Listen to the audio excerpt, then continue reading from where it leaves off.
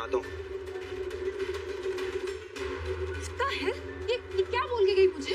मलिष्का, शांत हो जाओ, ज्यादा सोचो मत। आज कुछ हो गया इस लक्ष्मी को, पता नहीं कुछ भी बोले जा रही है, दिमाग खराब हो गया है इसका।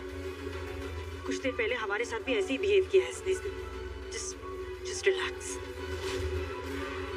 ये बिल्कुल सही कह रही है मलिष्का, डोंट वरी, सब ठीक है। और दी आप भी चलिए, रेस्ट कर लीजिए, आपके पाँव में मोच है। हाँ चलो चलो सब चलो, शुक्र है रब का कि सब ठीक है। चलो चलो।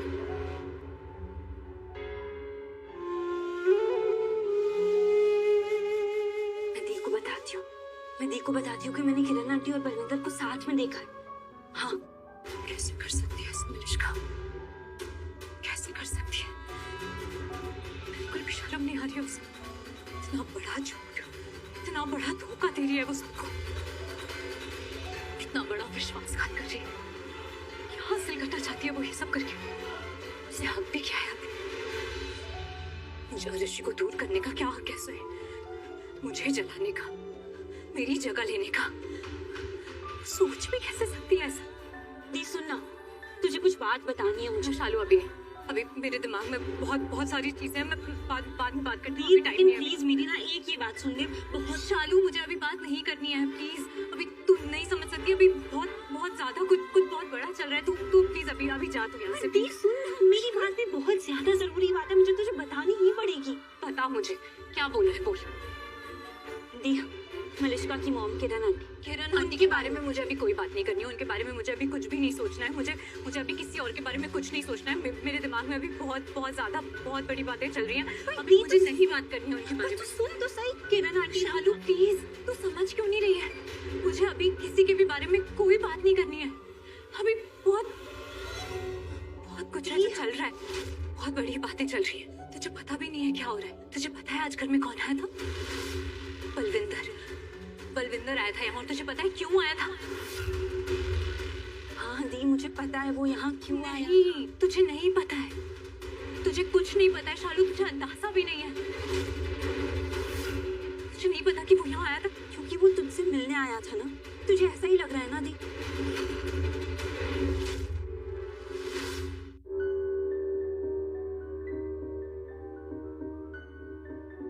क्या सोच रहे, क्या हुआ है? यार ऋषि भाई, आपको कुछ अलग सा नहीं लगा? अलग सा मतलब आपने कुछ नोटिस किया? आपको लक्ष्मी भाभी में कुछ अलग नहीं लगा? क्या नोट? तो क्या बात को गोल गोल क्यों घुमा रहा है? सीधा सीधा बताना बात क्या है। लक्ष्मी भाभी आपको गुस्से में नहीं लगी? मतलब वो मलिष्का से बहुत नाराज थी, कुछ ऑफ नहीं मलिष्का लगा? से नाराज होने में कौन सी बड़ी बात है? उससे तो हर कोई आए दिन नाराज ही होता रहता है। उसके एक्शन रिएक्शन ही ऐसे होते हैं, हर किसी को नाराज कर सकती है। लेकिन तूने आज वो फील नहीं किया होगा जो मैंने फील किया। क्या, किस बारे में बात कर रहे हो? मतलब मैं इस बारे में बात कर रहा हूँ कि आज ना लक्ष्मी पता नहीं कुछ मुझे ना एकदम पहले की तरह फील हुआ।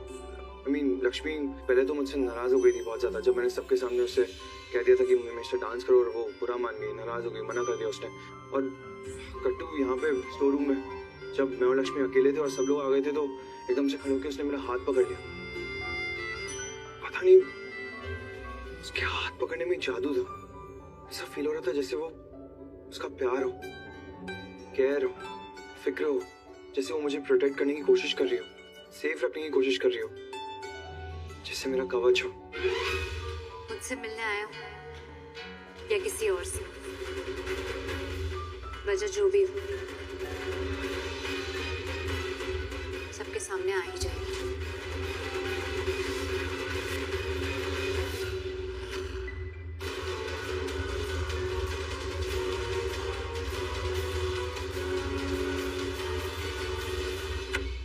ऐसा लग रहा है कि वो तुझसे मिलने आया था ना? यही तो तेरी गलत फहमी है दी, वो यहाँ तुझसे मिलने नहीं आया था। बलविंदर ना यहाँ किरण आंटी से मिलने आया था दी। मुझे पता है कि वो किरण आंटी से मिलने आया था। वो किरण आंटी से मिलने आया था क्योंकि किरण आंटी ऋषि को अपना दामाद बनाना चाहती है, जबकि अगर किसी को उनका दामाद बनना चाहिए वो है बलविंदर। क्या? लेकिन ये किरण आंटी और मलिष्का दोनों ऋषि के साथ मिलकर ऐसी चालें चल रही हैं ताकि ऋषि उनका दामाद बने।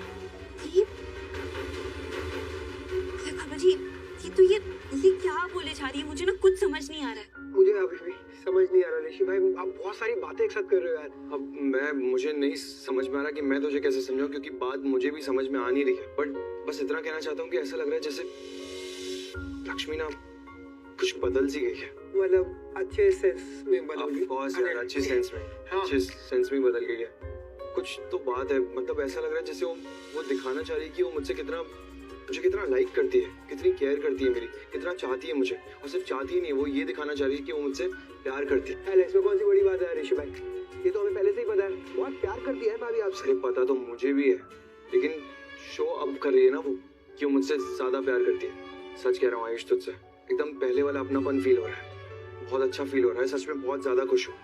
ऑल्सो थैंक यू, वो स्टोर रूम जो तूने सजाया ना, बहुत अच्छा। अरे यार ऋषि भाई, क्या वो छोटी सी चीज के लिए आप थैंक यू बोल रहे हो यार। ऋषि भाई हम तो यही चाहते हैं यार कि आप और लक्ष्मी भाभी हमेशा एक साथ रहो। That's it. मुझे ना सब ठीक से बता, पहले से बता क्या हो रहा है, क्या चल रहा है तेरे दिमाग में। अच्छे से बता, मैं तुझे सब बताऊंगी।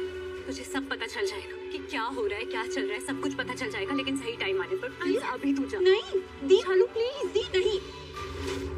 माँ बाबूजी को क्या वादा किया था हमने कि हम दो बहनें एक दूसरे के साथ कभी कुछ नहीं छुपाएंगे, हर बात बोलेंगे। तो बस तुझे मेरी कसम है, तू मुझे बता। शालू, मैंने बलविंदर और मलिश्का को कितनी बार साथ देखा। हर बार वो लोग मुझे साथ में दिखते थे और मैं सोचती थी कि ऐसा है या नहीं है, और अगर है तो क्यों। क्या हो रहा है, कुछ समझ ही नहीं आ रहा था। मैंने देखा कि बलविंदर मलिश्का के पेट पे कान लगा के बैठा था, बच्चे की धड़कनें सुन रहा था, लात मारने का वेट कर रहा था, और वो अपने आप को उस बच्चे का पिता कह रहा था।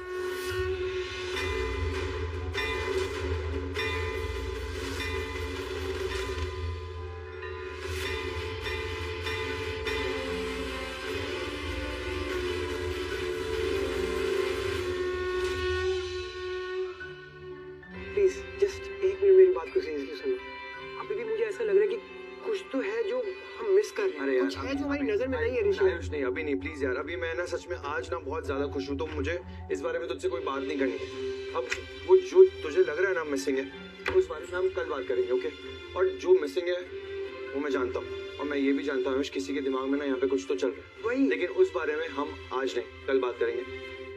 तुझे मैं खुश नहीं नजर आ रहा क्या? अरे यार ऋषि तो भाई, बस खुश रहने देना मुझे प्लीज, कल बात करेंगे इस बारे। ओके ठीक है, आप खुश तो मैं खुश। परफेक्ट, मैं जाऊँ ना? सुनो, मैं कल मेहंदी की शॉपिंग करने जाऊंगा।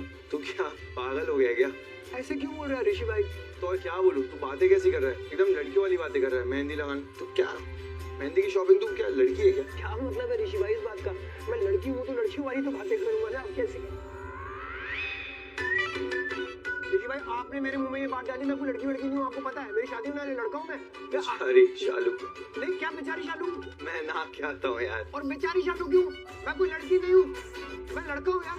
मैं नहीं हूँ लड़की यार। ये क्या निकला मेरे मुंह से? बाबा जी, बलविंदर मलिश्का के बच्चे का पिता बलविंदर। मुझे तो विश्वास ही नहीं हुआ। जब मैंने ये सब देखा सुना तो ऐसा लगा कि मेरे पैरों के तले जमीन ही खिसक गई है। मलिश्का ने जो कुछ भी किया है उसका इतना बड़ा झटका लगा है मुझे। ऋषि के साथ जो कर रही है, वो पूरे परिवार से जो झूठ बोल रही है, उसका सदमा सा लगा हुआ है। शालू, दी ऐसा तो लगेगा ही ना, लेकिन ये आगे का सोच। अब क्या करना है हमें? वही तो सोच रही हूँ मैं इतनी देर से। वही तो तुझे कह रही हूँ कि इतना सब कुछ चल रहा है मेरे दिमाग में कि मुझे कुछ समझ में ही नहीं आ रहा है। बार बार बस ऋषि का चेहरा दिख रहा है मुझे मेरे सामने। शालू, मैंने बहुत गलत किया उसके साथ। वो मुझे बोलता रहा कि मैंने उसे गलत समझा है, मैंने उस पर विश्वास ही नहीं किया। वो इतनी बार बोल रहा था, इतना बड़ा धोखा दिया है मलिश्का ने उसे। दी मैं ये सब समझती हूँ, लेकिन अभी ना हमें कुछ और करना है। तू आ मेरे साथ। कहाँ? कहाँ मतलब? नीचे। मलिश्का का सच सबके सामने लाना है हमें। वो लड़की इतना बड़ा धोखा दे रही है सबको, ऋषि जीजू को धोखा दे रही है। तो चल ना, चल नीचे जाके सब कुछ सबको बता देते हैं, फिर एक ही बार में ना सब कुछ सही हो जाएगा। तू चल शालू रुक रुक। दी क्यों? हम क्यों रुके दी? वो लड़की इतना बड़ा। शालू मेरी बात सुन। दी शालू मैं किसी को कुछ नहीं कह सकती। दी क्यों? क्योंकि ये सच बहुत बड़ा है और मलिश्का के खिलाफ है। ओह गॉड, मलिश्का इतनी देर से वॉशरूम में क्या कर रही थी तुम? व्हाट? समझ में नहीं आया। क्या बोलूं मैं तुमको? ऐसे क्यों बात कर रहे हो? चिल करो ना थोड़ा, जस्ट चिल। शाली चिल बोल रही है तुम मुझे? एक मिनट, अब लक्ष्मी के बारे में टेंशन ले रहे हो? उसे हैंडल कर दिया ना, उसको और ऋषि को रूम से निकाल दिया ना बाहर, तो किस बात की प्रॉब्लम है? सब ठीक है, चिल करो। मलिश्का कुछ भी ठीक नहीं है। क्या मतलब? लक्ष्मी ने फिर से कुछ किया क्या? ये जो इतना खतरनाक खेल खेल रही है ना मलिश्का, हम इसमें कोई भी गलती नहीं होने दे सकते। हमें जो भी करना है बहुत सोच समझ के तय करना है, समझ रही है? मैं समझ रही हूँ पर वो लड़की इतनी, मुझे ना बहुत गुस्सा आ रहा है उस लड़की पे। हम क्या कुछ नहीं करेगी दी? हमें करना पड़ेगा ना, कुछ तो करना पड़ेगा। हम क्या करेंगे? अगर हम सबको जाके बता देंगे तो कौन हमारी बात पे विश्वास करेगा? ये बता मुझे, कौन विश्वास करेगा? तू जानती है इस घर के लोगों को, इस घर में लगभग सभी लोग मलिश्का के साथ हैं, उस पर आंख बंद करके भरोसा करते। हम इतना बड़ा सच बलविंदर और मलिश्का की रिश्ते की सच्चाई जाकर सबको बता देंगे तो क्या वो हम पे विश्वास करेंगे? और वो भी हमारी बात पे। मेरी बात तो यहाँ सभी उल्टी समझते हैं और तुझ पर भी कौन विश्वास करेगा? ये बता मुझे, कौन मानेगा? हम जाकर सबको सब कुछ बता देंगे तो सच सबके सामने आ जाएगा, कोई हम पर विश्वास नहीं करेगा। उल्टा मलिश्का वो चौकन्नी हो जाएगी, उसे पता चल जाएगा कि हमें पता है। वो पता नहीं और क्या कर सकती है शालू, सब कुछ उल्टा पड़ सकता है, तू समझ रही है? लक्ष्मी लक्ष्मी लक्ष्मी, तुम उसके अलावा कुछ और सोच सकती हो? वो बलविंदर तुम्हारी असली प्रॉब्लम है, लक्ष्मी नहीं। Mom, are you serious? Balwinder से कैसा डर है उसका मलिश्का, डर है। देखा नहीं कैसे भी कभी भी यहाँ धमक पड़ता है, अब तो लोग उसे देखने भी लगे। मलिश्का मेरी बात को समझो, वो तुम्हारे लिए बहुत बड़ी प्रॉब्लम बन सकता है। आप सही कह रहे हो, हम बहुत मुश्किल से बचे हैं इस बार। अभी भी बचे हैं? तुम्हें भी ऐसा लगता है? मलिश्का लक्ष्मी ने उसे देख लिया, शक हो गया उसे। अभी तो उसे ऐसा लगा कि शायद वो उसको मिलने आया था क्योंकि वो उसके पीछे पड़ा हुआ है, और वो कुछ कह भी रही थी इनडायरेक्टली, मेरी तो समझ से परे था। Malishka you have to be very careful. आज अगर बलविंदर को तुम्हारे साथ किसी ने नहीं देखा ना, तो कल कोई देख लेगा। मलिश्का ये आदमी तुम्हें एक्सपोज करवा के रहेगा, तुम्हारा सारा झूठ सामने आ जाएगा। Malishka you have to be very careful. पहले तुम उसको संभालो, उसे हैंडल करो, बाद में लक्ष्मी को देख लेना। तुम समझ रही हो ना? यस मॉम, बहुत बड़ी प्रॉब्लम हो सकता है। हाँ मैं समझ रही हूँ, पर शालू जब मैंने ये सब कुछ देखा था ना, अपनी आंखों से देखा था, तब मुझे विश्वास नहीं हुआ था। सोच देखकर विश्वास नहीं हुआ था मुझे। तो कोई हमारी बात सुनकर हम पे विश्वास क्यों करेगा? कैसे मान जाएंगे वो ये बात? इतना बड़ा सच कैसे मान जाएंगे कि मलिश्का उन सब लोगों को धोखा दे रही है? कोई क्यों मानेगा? नहीं शालू, कोई नहीं मानेगा। और इसलिए मैंने तभी सोच लिया था कि अब मुझे इस बात की तह तक जाना पड़ेगा, मुझे पूरा सच पता करना पड़ेगा, सब कुछ।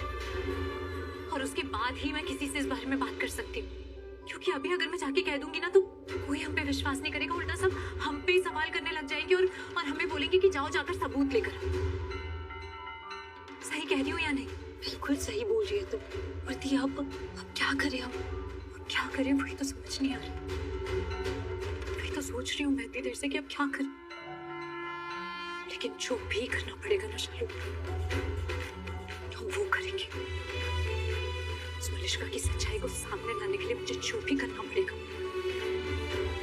मैं करूंगी, हर कीमत पे उसके असली इरादे में सबके सामने लेकर आऊंगी, फिर चाहे उसके लिए मुझे कुछ भी क्यों ना करना पड़े। अपने ऋषि के साथ और अपने परिवार के साथ मैं और गलत नहीं होने दूंगी, नहीं होने दूंगी।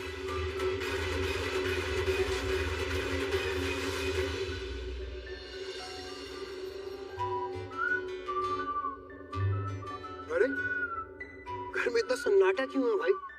ऐसे लग रहा है कि कोई है ही नहीं घर में। कहाँ हैं सब लोग? मजा आ गया। गुड मॉर्निंग मेरे प्यारे जल्दी। अरे शालू, ये कैसे बोलूं?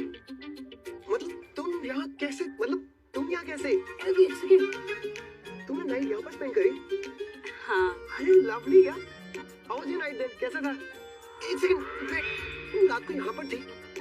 ये बात मुझे क्यों नहीं पता? मुझे क्यों नहीं बताया तुमने? हाँ क्यों?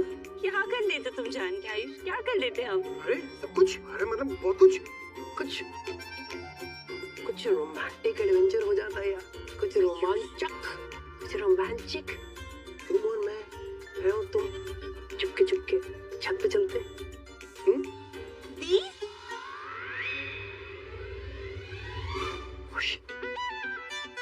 भाभी आपको तो पता ही है, लवली नेचर, जॉली जैसा नेचर है मेरा। मैं तो मजाक कर रहा हूँ, वरना ऐसी बातें तो मैं करता भी नहीं हूँ रियल लाइफ में। मैं इन सब चीजों से वैसे भी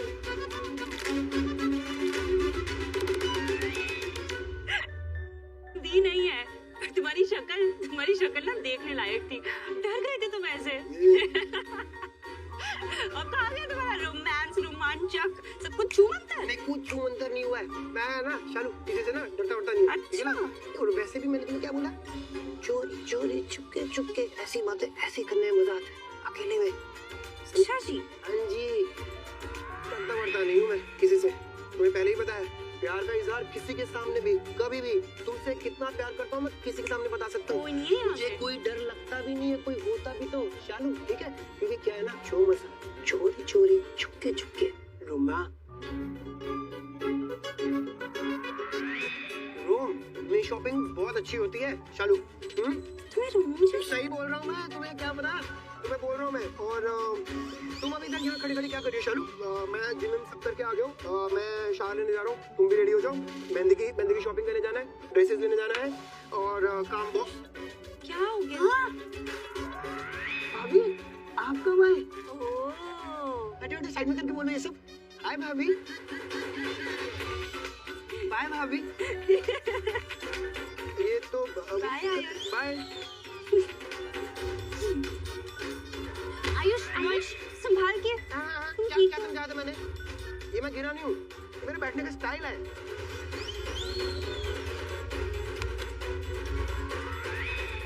कितना अच्छा है, कितना क्यूट है,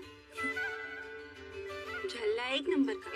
मेरे देवर को कुछ मत बोलना। चाची तेरे क्यूट देवर को कुछ ना बोलूं, और ये तेरे सामने इतनी सुंदर इतनी अच्छी बहन है, उसका क्या? मेरी जान है, पर सच में बहुत अच्छा है आयुष। संगत का असर है। भाई किसके है? जीजू के। वो तो है, इसलिए तो तुझसे कह रही हूँ, इतना अच्छा है, हमेशा उसका ख्याल रखना, उस पे भरोसा करना। मैंने बहुत गलतियां की हैं शर्म, तो वो गलती मत करना। दी तो सच कह रही हूँ, गलती की है मैंने, दुनिया भर पे भरोसा किया और अपने ऋषि पर ही भरोसा नहीं किया, जबकि वो मुझसे कहता रहा कि उसे नहीं पता है कि ये सब कैसे हुआ है, क्या हुआ है। मलिष्का की प्रेगनेंसी के बारे में वो कुछ नहीं जानता, वो मुझसे कहता रहा और मैंने नहीं माना। और मलिष्का ने कहा कि ऋषि उसके होने वाले बच्चे का पिता है, और मैंने मान लिया। मैंने उसकी बात मानी ही नहीं शालू। सच में मुझे भी ना बहुत गिल्टी फील हो रहा है।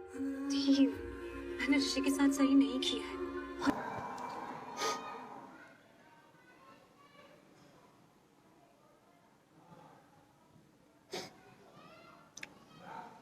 हे गाइस, तो स्वागत है आपका फिर से हमारे यूट्यूब चैनल पर, जिस पर हम आपके लिए लेकर आ चुके हैं काफ़ी इम्पोर्टेंट वीडियो जो आपको काफ़ी ज़्यादा हेल्प करने वाली है आपके आने वाले एग्ज़ाम्स में। तो दोस्तों, आज हम आपसे बात करने वाले हैं भारतीय अर्थव्यवस्था से संबंधित सामान्य जानकारी के बारे में, जिसमें हम आपके लिए लेकर आ चुके हैं बहुत सारे बहुविकल्पी प्रश्न। ये सभी वही प्रश्न हैं जो पहले काफ़ी सारी प्रतियोगी परीक्षाओं में पूछे जा चुके हैं, जैसे कि SSC, IBPS, clerk, IBPO, PO, RBI, TET आदि बहुत सारी परीक्षाओं के लिए उपयोगी है, क्योंकि ये क्वेश्चन काफ़ी बार परीक्षाओं में पहले आ चुके हैं, तो हो सकता है कि आगे भी ये क्वेश्चंस आते रहे। तो दोस्तों, काफ़ी ज़्यादा इम्पोर्टेंट वीडियो आपके लिए होने वाली है, और इससे पहले भी हमने काफ़ी सारे पार्ट इसी टॉपिक पर अपने चैनल पर अपलोड करे हुए हैं। अगर आपने अभी तक वे नहीं देखे हैं तो आप हमारे चैनल पर जाकर वे सभी वीडियो के पार्ट भी देख सकते हैं। तो आज का हमारा इस वीडियो का जो पार्ट होने वाला है वो पार्ट नंबर 33 होने वाला है, पार्ट नंबर 33। और आज का हमारा जो टॉपिक है वो भारतीय अर्थव्यवस्था से जुड़ा होने वाला है। तो दोस्तों, वीडियो को शुरू करने से पहले मैं आप सभी से रिक्वेस्ट करता हूं कि अगर आप हमारे चैनल पर पहली बार आए हो और वीडियो पहली बार देख रहे हो तो पहले तो आप हमारे चैनल को सब्सक्राइब कर ले। साथ ही साथ वीडियो लाइक नहीं किया है तो वीडियो को भी लाइक कर जो बेल आइकन है उसको दबा ले और साथ में जो नोटिफिकेशन का आइकन है उसे ऑल पर सेट कर ले, ताकि हम जब भी वीडियो अपलोड करें तो सबसे पहले आपको उसका नोटिफिकेशन जाए और आप सबसे पहले वीडियो देख सके, क्योंकि हम आपके लिए रोज़ाना ऐसी ही इम्पोर्टेंट वीडियो अपलोड करते रहते हैं। तो दोस्तों, आज की वीडियो को शुरू करते हैं बिना कोई टाइम वेस्ट किए। आज का हमारा पार्ट नंबर 33 है, जिसमें क्वेश्चन नंबर हमारा 406 से स्टार्ट होने वाला है। तो दोस्तों, चलिए बढ़ते हैं अपने क्वेश्चन नंबर 406 की ओर। क्या है हमारा क्वेश्चन नंबर 406? तो क्वेश्चन नंबर 406 है हमारा, आबिद हुसैन समिति किस मंत्रालय द्वारा गठित की गई थी? आबिद हुसैन समिति किस मंत्रालय द्वारा गठित की गई थी? तो ऑप्शन नंबर ए है हमारा योजना आयोग के द्वारा, या ऑप्शन नंबर बी है हमारा उद्योग मंत्रालय द्वारा, या ऑप्शन नंबर सी है हमारा रक्षा मंत्रालय द्वारा, या ऑप्शन नंबर डी है हमारा वित्त मंत्रालय द्वारा। बताइए दोस्तों, इन चारों में से किसके द्वारा आबिद हुसैन समिति गठित की गई थी?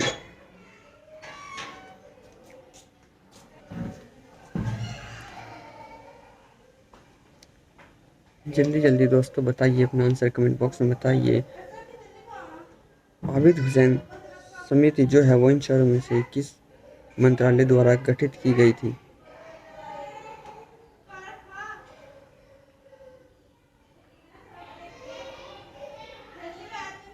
तो दोस्तों, आबिद हुसैन जो समिति है वो उद्योग मंत्रालय द्वारा गठित की गई थी। तो हमारा ऑप्शन नंबर बी बिल्कुल सही आंसर होने वाला है। बढ़ते हैं अपने अगले क्वेश्चन पर। अगला क्वेश्चन है हमारा 407। तो क्वेश्चन नंबर 407 है हमारा, भारतीय संविधान में शामिल एक हरी नागरिकता किस देश के संविधान से प्रेरित है?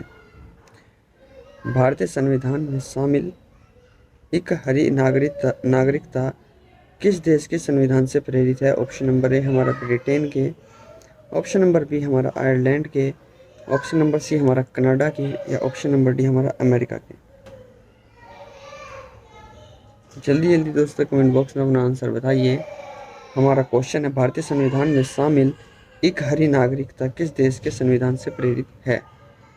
ऑप्शन नंबर ए हमारा ब्रिटेन से, ऑप्शन नंबर बी आयरलैंड से, ऑप्शन नंबर सी हमारा कनाडा से, ऑप्शन नंबर डी हमारा अमेरिका से।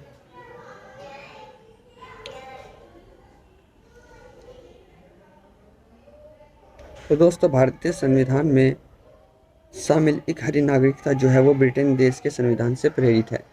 तो ऑप्शन नंबर ए हमारा राइट आंसर होगा। चलते हैं क्वेश्चन नंबर 408 पर। एल के झा समिति ने किस कर का सुझाव दिया था? एल के झा समिति ने किस कर का सुझाव दिया था? ऑप्शन नंबर ए है हमारा डीमेट, ऑप्शन नंबर बी है हमारा वी8, या ऑप्शन नंबर सी है हमारा मॉडवेट, या ऑप्शन नंबर डी है हमारा मानवेट। इन चारों में से एल के झा समिति ने किस कर का सुझाव दिया था? जल्दी जल्दी दोस्तों कमेंट बॉक्स में अपना आंसर बताइए। काफ़ी इंपॉर्टेंट वीडियो और काफ़ी ज़्यादा इंपॉर्टेंट क्वेश्चन है, क्योंकि काफ़ी बार पहले प्रतियोगी परीक्षा में पूछे जा चुके हैं। बताइए दोस्तों, जल्दी जल्दी अपना आंसर कमेंट बॉक्स में बताइए। एल के झा समिति ने किस कर का सुझाव दिया था? ऑप्शन नंबर ए मैंने आपको बताया था डीमेट का, ऑप्शन नंबर बी बताया हमने वेट का, ऑप्शन नंबर सी बताया हमने आपको मॉडवेट का, ऑप्शन नंबर डी बताया हमने आपको मानवत का। तो दोस्तों, एल के झा समिति ने जो कर का सुझाव दिया था वो हमारा मानवत कर का सुझाव दिया था। तो ऑप्शन नंबर डी हमारा राइट आंसर होगा। चलिए बढ़ते हैं अपने क्वेश्चन नंबर 409 की ओर। प्रथम योजना आयोग के उपाध्यक्ष कौन थे? प्रथम योजना आयोग के उपाध्यक्ष कौन थे?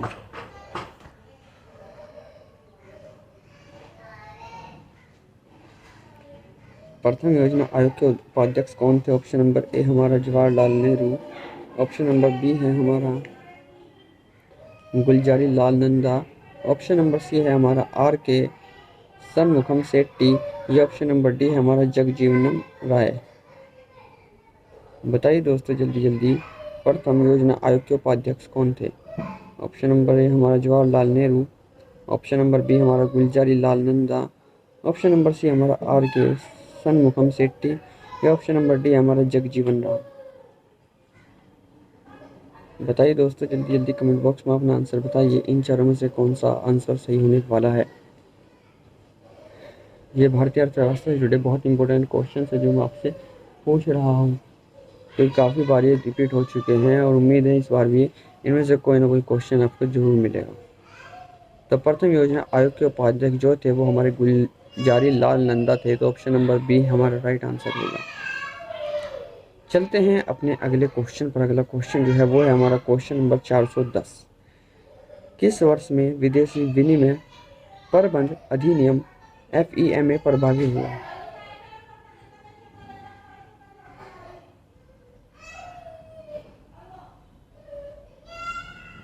किस वर्ष में विदेशी विनिमय प्रबंध अधिनियम FEMA प्रभावी हुआ? ऑप्शन नंबर ए हमारा 1999 में, ऑप्शन नंबर बी हमारा 2000 में, ऑप्शन नंबर सी हमारा 2002 में, या ऑप्शन नंबर डी हमारा 2003 में। बताइए दोस्तों इन चारों में से किस वर्ष में विदेशी विनिमय प्रबंध अधिनियम FEMA प्रभावी हुआ था? जल्दी जल्दी दोस्तों कमेंट बॉक्स में अपना आंसर बताइए। तो दोस्तों 2003 वर्ष में विदेशी विनिमय प्रबंध अधिनियम FEMA प्रभावी हुआ, तो ऑप्शन नंबर डी हमारा राइट आंसर होगा। चलते हैं अपने अगले क्वेश्चन। अगला क्वेश्चन हमारा 411। देश के लिए राष्ट्रीय आय का पहला अनुमान किसने तैयार किया था? देश के लिए राष्ट्रीय आय का पहला अनुमान किसने तैयार किया था? ऑप्शन नंबर ए हमारा केंद्रीय सांख्यिकीय संगठन, ऑप्शन नंबर बी हमारा राष्ट्रीय नमूना सर्वेक्षण संगठन, या ऑप्शन नंबर सी हमारा राष्ट्रीय आय समिति, या ऑप्शन नंबर डी हमारा दादा भाई नौरोजी। ये क्वेश्चन मैंने आपसे शायद पहले भी किसी और पार्ट में पूछा हुआ है, तो दोस्तों जल्दी जल्दी अपना आंसर कमेंट कर दीजिए। देश के लिए राष्ट्रीय आय का पहला अनुमान इनमें से किसने तैयार किया था? ऑप्शन नंबर ए हमारा था केंद्रीय सांख्यिकीय संगठन, ऑप्शन नंबर बी हमारा राष्ट्रीय नमूना सर्वेक्षण संगठन, या ऑप्शन नंबर सी राष्ट्रीय आय समिति, या ऑप्शन नंबर डी है दादा भाई नौरोजी। तो दोस्तों देश के लिए जो राष्ट्रीय आय का पहला अनुमान जो तैयार किया था वो दादा भाई नौरोजी ने किया था, तो ऑप्शन नंबर डी हमारा राइट आंसर होगा। चलते हैं क्वेश्चन नंबर 412 पर। भारत में निम्नलिखित में से किस उद्योग में सर्वाधिक श्रम शक्ति कार्यरत है? भारत में निम्नलिखित में से किस उद्योग में सर्वाधिक श्रम शक्ति कार्यरत है? ऑप्शन नंबर ए हमारा सीमेंट उद्योग में, ऑप्शन नंबर बी हमारा कपड़ा उद्योग में, या ऑप्शन नंबर सी हमारा जूट उद्योग में, या ऑप्शन नंबर डी हमारा लौह इस्पात उद्योग में। इन चारों में से किस उद्योग में सर्वाधिक श्रम शक्ति कार्यरत है? जल्दी से दोस्तों बताइए अपना आंसर कमेंट बॉक्स में। देखते हैं कितने बंदे जो है वो सही आंसर जो है वो कमेंट कर पाते हैं।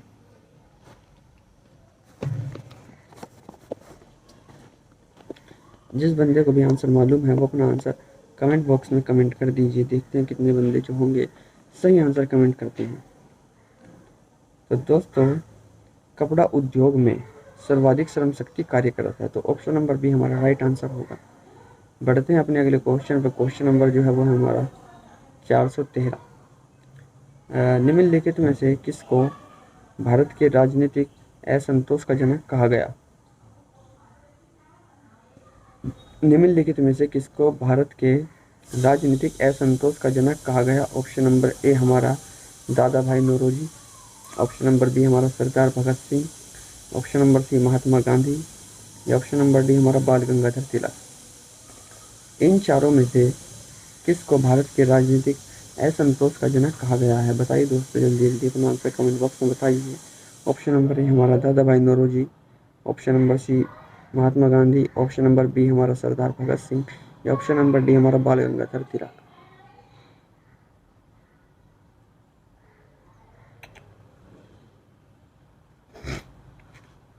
तो दोस्तों सरदार भगत सिंह को भारत के राजनीतिक असंतोष का जनक कहा गया। Option number B right answer होगा। चलते हैं क्वेश्चन नंबर 414 पर। निम्नलिखित में से किससे संपत्ति की कीमतों में गिरावट आएगी? निम्नलिखित में से किससे संपत्ति की कीमतों में गिरावट आएगी? ऑप्शन नंबर ए हमारा अर्थव्यवस्था से अधिक चलनिधि। ऑप्शन नंबर बी हमारा आरबीआई द्वारा रिवर्स रेपो रेट में कमी। ऑप्शन नंबर सी हमारा आरबीआई द्वारा रिवर्स रेपो रेट में वृद्धि। या ऑप्शन नंबर डी हमारा अर्थव्यवस्था में कम चलनिधि। बताइए दोस्तों, इन चारों में से कौन सा ऑप्शन सही होने वाला है? निम्नलिखित में से किससे संपत्ति की कीमतों में गिरावट आएगी?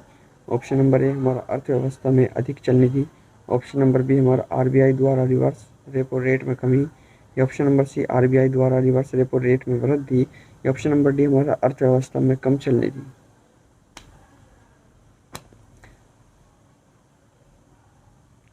तो दोस्तों, अर्थव्यवस्था में कम चलनिधि से संपत्ति की कीमतों में गिरावट आएगी। तो ऑप्शन नंबर डी हमारा पूरी तरीके से सही आंसर होने वाला है।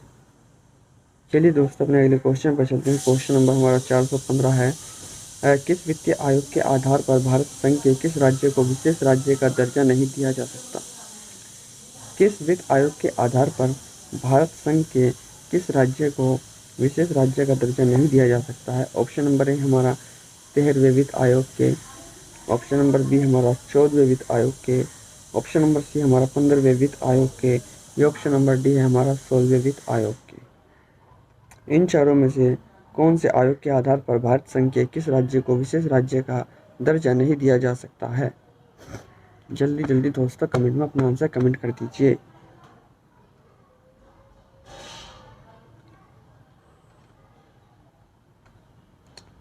तो दोस्तों, 14वें वित्त आयोग के आधार पर भारत संघ के किस राज्य को विशेष राज्य का दर्जा नहीं दिया जा सकता है? तो ऑप्शन नंबर बी हमारा राइट आंसर होगा। चलते हैं क्वेश्चन नंबर 416 पर। निम्नलिखित में क्या पूंजीवादी बाजार में व्युत्पन्न साधन नहीं है? निम्नलिखित में क्या पूंजीवादी बाजार में व्युत्पन्न साधन नहीं है? ऑप्शन नंबर ए हमारा विकल्प। ऑप्शन नंबर बी हमारा लाभांश। ऑप्शन नंबर सी हमारा भविष्य। या ऑप्शन नंबर डी हमारा इक्विटी स्वैप।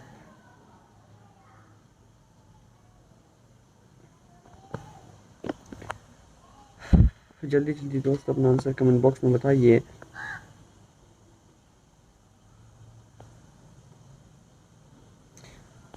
तो दोस्तों, निम्नलिखित में से लाभांश पूंजीवादी बाजार में व्युत्पन्न साधन नहीं है।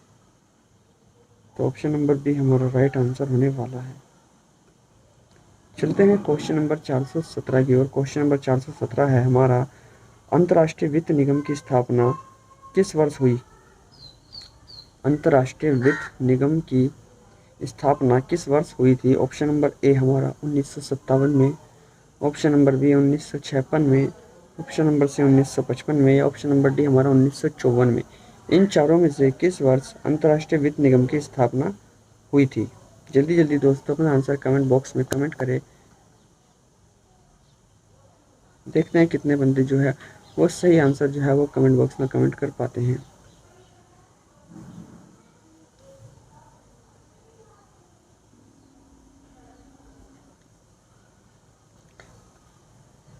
तो अंतर्राष्ट्रीय वित्त निगम की जो स्थापना हुई थी वो 1956 में हुई थी। तो ऑप्शन नंबर बी हमारा राइट आंसर होगा।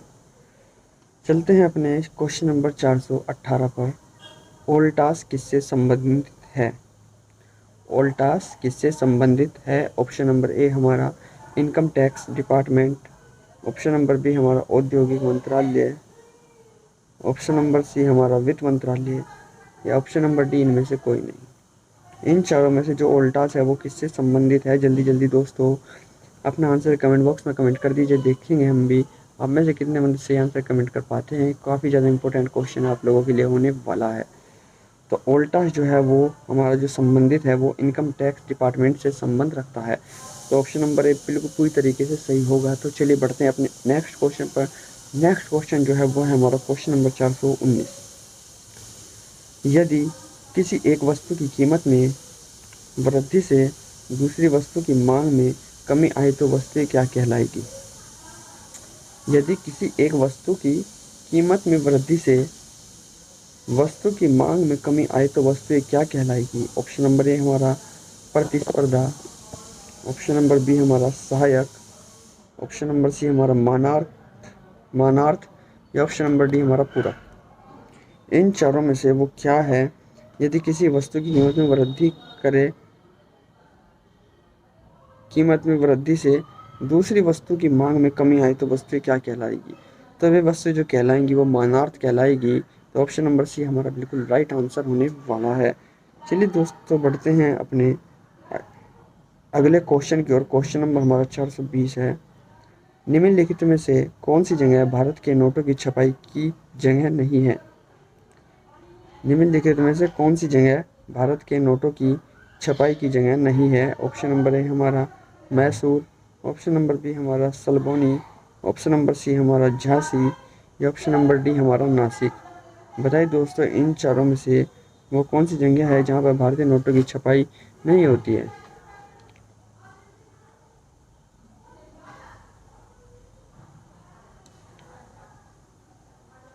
इन चारों में से वो कौन सी जगह है जहाँ भारत के नोटों की छपाई की जगह नहीं है? तो ऑप्शन नंबर सी झांसी हमारा सही आंसर होने वाला है।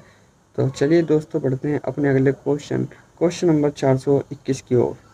क्वेश्चन नंबर 421 है हमारा, यदि आरबीआई सुरक्षाओं को बेचता है तो वाणिज्यिक बैंकों के नकदी भंडार पर क्या प्रभाव पड़ेगा?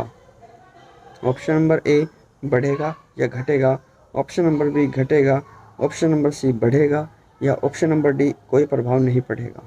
काफ़ी इजी क्वेश्चन दोस्तों। यदि आरबीआई सुरक्षाओं को बेचता है तो वाणिज्यिक बैंकों के नकदी भंडार पर क्या प्रभाव पड़ेगा? जल्दी से दोस्तों कमेंट कर दीजिए अपना आंसर, बहुत जल्दी करके। यदि आरबीआई सुरक्षाओं को बेचता है तो वाणिज्यिक बैंकों के नकदी भंडार पर क्या प्रभाव पड़ेगा? ऑप्शन नंबर ए बढ़ेगा या घटेगा, ऑप्शन नंबर बी घटेगा, ऑप्शन नंबर सी बढ़ेगा या ऑप्शन नंबर डी कोई प्रभाव नहीं पड़ेगा। तो यदि आरबीआई सुरक्षाओं को बेचता है तो वाणिज्यिक बैंकों के नकदी भंडार पर जो प्रभाव पड़ेगा वो है नकदी भंडार जो है वो घटेगा। तो ऑप्शन नंबर बी बिल्कुल राइट आंसर होने वाला है। बढ़ते हैं अपने नेक्स्ट क्वेश्चन पर। क्वेश्चन नंबर 422 है हमारा, मानव विकास सूचकांक के अग्रदूत और मानव विकास सूचकांक के संस्थापक महबूब उल हक की राष्ट्रीयता क्या थी? मानव विकास सूचकांक के अग्रदूत और मानव विकास सूचकांक के संस्थापक महबूब उल हक की राष्ट्रीयता क्या थी? ऑप्शन नंबर ए हमारा Pakistan, option number B Iraq, option number C UK, option number D हमारा यूएसए।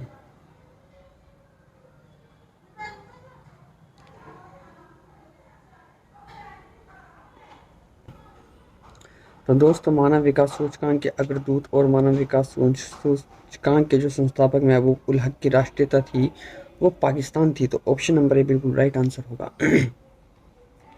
चलते हैं क्वेश्चन नंबर 423 पर। न्यूनतम मजदूरी अधिनियम कब पारित हुआ? ऑप्शन नंबर ए हमारा 1948 में, ऑप्शन नंबर बी 1950 में, ऑप्शन नंबर सी हमारा 1955 में, ऑप्शन नंबर डी 1975 में। बताइए दोस्तों न्यूनतम मजदूरी जो अधिनियम है इन चारों में से कब पारित हुआ था? वो कौन सा सन था? न्यूनतम मजदूरी अधिनियम कब पारित हुआ? जल्दी जल्दी दोस्तों कमेंट बॉक्स में अपना आंसर बताइए, देखते हैं कितने बंदे सही आंसर कमेंट कर पाते हैं। ऑप्शन नंबर ए हमारा है 1948 में हुआ, ऑप्शन नंबर बी 1950 में हुआ, या ऑप्शन नंबर सी 1955 में हुआ, या ऑप्शन नंबर डी हमारा 1975 में हुआ।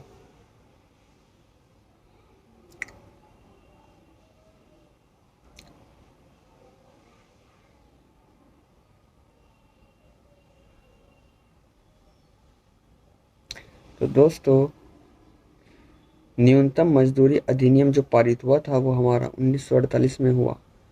तो इसी वजह से हमारा जो ऑप्शन है वो ऑप्शन नंबर ए राइट आंसर होने वाला है। चलिए बढ़ते हैं अपने क्वेश्चन नंबर 424 की ओर। क्वेश्चन नंबर 424 है हमारा, भारत में निम्नलिखित में से कौन सी समिति ने पहली बार LIC के निजीकरण और पुनर्गठन की सिफारिश की थी? भारत में निम्नलिखित में से कौन सी समिति ने पहली बार LIC के निजीकरण और पुनर्गठन की सिफारिश की थी? ऑप्शन नंबर ए हमारा Malhotra committee, option number B हमारा Narasimham committee, option number C हमारा रंगराजन कमेटी या ऑप्शन नंबर डी हमारा दत्त कमेटी। इन चारों में से वो कौन सी कमेटी है जिसने पहली बार LIC के निजीकरण और पुनर्गठन की सिफारिश की थी?